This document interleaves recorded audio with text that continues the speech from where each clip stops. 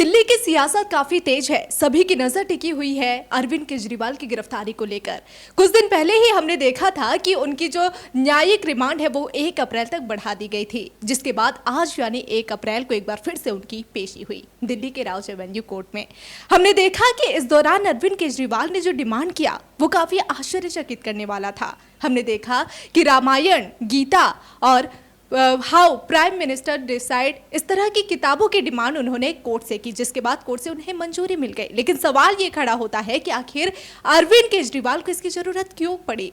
तो आपको बता दें कि जेल में समय बिताने के लिए हवाला दिया अरविंद केजरीवाल ने। और इस वक्त आपको ये भी बता दें कि एक तरफ जहां अरविंद केजरीवाल की गिरफ्तारी हुई है, इसे लेकर एक तरफ जहां सियासत गरमाई हुई है, पक्ष विपक्ष एक दूसरे पर हमलावर होते नजर आ रहे हैं, तो वहीं दूसरी तरफ कहा जा रहा है कि लोकसभा चुनाव के मद्देनजर आम आदमी पार्टी, यहां तक कि इंडिया गठबंधन, यानी पूरी तरह से देखा जाए तो अरविंद केजरीवाल की गिरफ्तारी का काफी फायदा मिलने वाला है।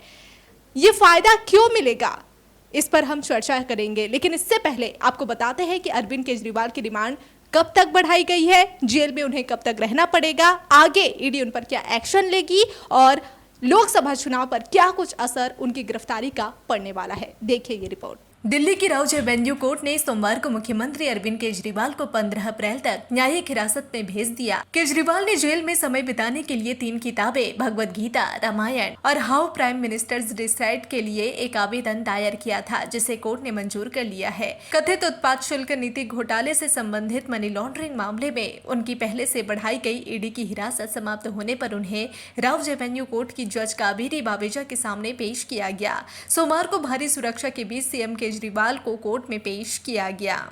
इस दौरान ईडी ने दावा किया कि रिमांड के दौरान केजरीवाल ने कई खुलासे किए हैं। पहला खुलासा, ईडी ने कोर्ट में दाखिल रिमांड कॉपी में दावा किया है कि अरविंद केजरीवाल ने पूछताछ के दौरान कई अहम खुलासे किए हैं।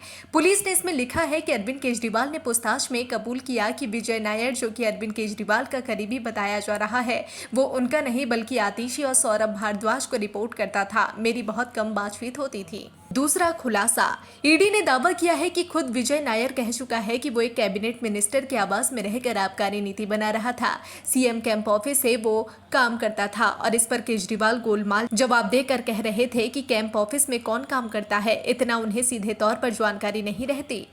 तीसरा खुलासा, विजय नायर आप पार्टी का कोई मामूली वॉलंटियर नहीं बल्कि पूरे मीडिया कम्युनिकेशन सेल का हेड था।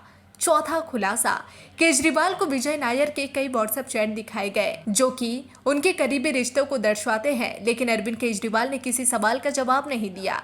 पांचवा खुलासा, अरविंद केजरीवाल को विजय नायर की अन्य आरोपी जैसे अभिषेक बोइंग पिल्लई, दिनेश अरोड़ा और अन्य शराब कारोबारियों से करीब 10 मीटिंग की डिटेल्स दिखाई गई। फिर केजरीवाल से पूछा गया कि किसके इशारे या कहने पर, किस कैपेसिटी में विजय नायर इन शराब कारोबारियों पर आरोपियों से नई शराब नीति को लागू करने को लेकर मीटिंग कर रहे थे, लेकिन अरविंद केजरीवाल ने इसकी जानकारी होने से भी इनकार कर दिया।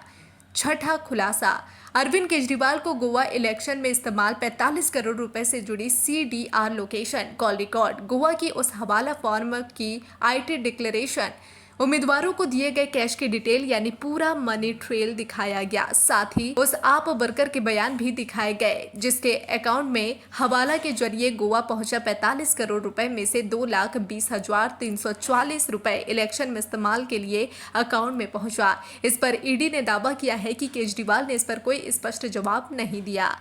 सातवां खुलासा, केजरीवाल ने अपने पार्टी नेताओं के बयानों के उलट जवाब देते हुए उन्हें कंफ्यूज्ड करार दिया। आठवां खुलासा, आप पार्टी के नेता ND गुप्ता ने अपने स्टेटमेंट में कहा था कि चुनाव के दौरान किसी भी राज्य का कौन चुनावी प्रभारी होगा ये खुद पार्टी के संरक्षक यानी केजरीवाल तय करते थे, जबकि केजरीवाल ने कहा कि वो कंफ्यूज है, ये PAC यानी पॉलिटिकल अफेयर्स कमेटी तय करती है जिसके मेंबर खुद ND गुप्ता है। नौवां खुलासा, मतलब साफ है कि केजरीवाल ने ना तो किसी सवाल का सीधा जवाब दिया बल्कि पूछताछ में जब उनके पार्टी नेताओं के बयान उन्हें दिखाए गए तो उल्टे उन्हें ही कंफ्यूज घोषित कर दिया।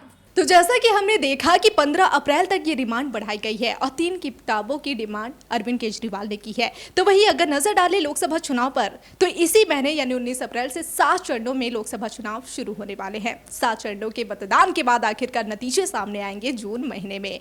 2 जून को मतगणना होनी है और कहा जा रहा है कि जिस तरह से अरविंद केजरीवाल की गिरफ्तारी हुई है, तो कहीं ना कहीं से सहानुभूति आम आदमी पार्टी को मिलेगी। और आम आदमी पार्टी के जो संयोजक है अरविंद केजरीवाल, जो कि इंडिया गठबंधन में भी शामिल है, इंडिया गठबंधन को भी काफी फायदा शायद मिल सकता है। कहा जा रहा है कि जो विपक्ष यानी कि जो विपक्ष एकजुट हुई है इंडिया गठबंधन, बीते कल ही हमने जो तस्वीर देखी थी कि जो इंडिया गठबंधन एक ही रैली, एक ही मंच पर यहाँ पर इकट्ठा हुई थी, महारैली का आयोजन किया गया था अरविंद केजरीवाल की गिरफ्तारी के विरोध में। ये सभी इंडिया गठबंधन के तमाम नेता, 28 दलों के जो तमाम बड़े नेता है, बड़े चेहरे हैं, वो एकजुट हुए थे, जमकर विरोध जताए थे और पीएम मोदी के खिलाफ हल्ला भी बोला था।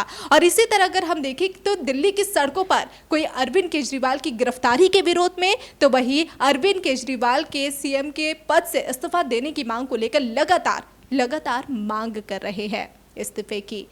एक तरफ देखा जाए तो एक धड़ा जो कि अरविंद केजरीवाल की गिरफ्तारी के पक्ष में है, तो कुछ धड़ा वहीं पर विपक्ष में है।